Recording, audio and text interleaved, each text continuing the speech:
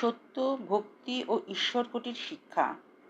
শ্রীরামকৃষ্ণ কথামৃত অবলম্বনে একটি আধ্যাত্মিক আলোচনা।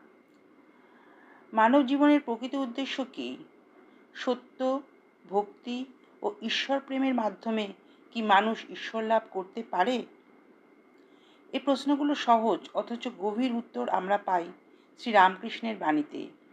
তিনি কখনো কঠিন দর্শনের ভাষায় নয়, বরং সাধারণ মানুষের বোধগম্য উদাহরণ ও উপমার মাধ্যমে জীবনের গভীর সত্য প্রকাশ করেছেন।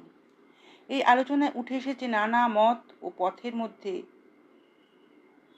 ঐক্যের শিক্ষা, সত্যের মাহাত্ম্য, অহংকারহীনতার মূল্য এবং ঈশ্বরকোটি ও জীবকোটির গভীর আধ্যাত্মিক তত্ত্ব।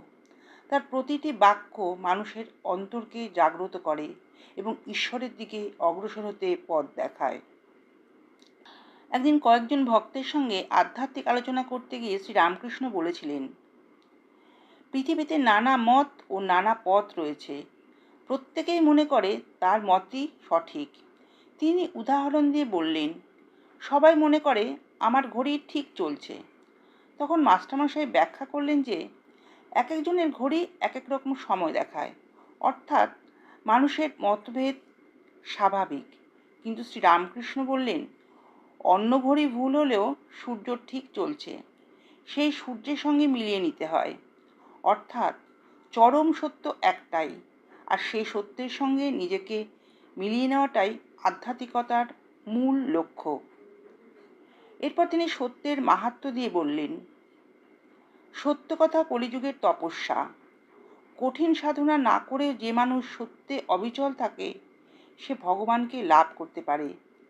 তিনি তুলসীদাসের বাণী উদ্ধৃত করে বললেন, সত্য কথা, অধীনতা, পরস্ত্রী মাতৃ সমান, এতে হরি না মিলে, তুলসী ঝুট জবান। অর্থাৎ সত্যবাদিতা, নম্রতা এবং সকল নারীকে মাতৃরূপে দেখা, এই গুণগুলির মাধ্যমেই ঈশ্বর প্রাপ্তি সম্ভব। আলোচনা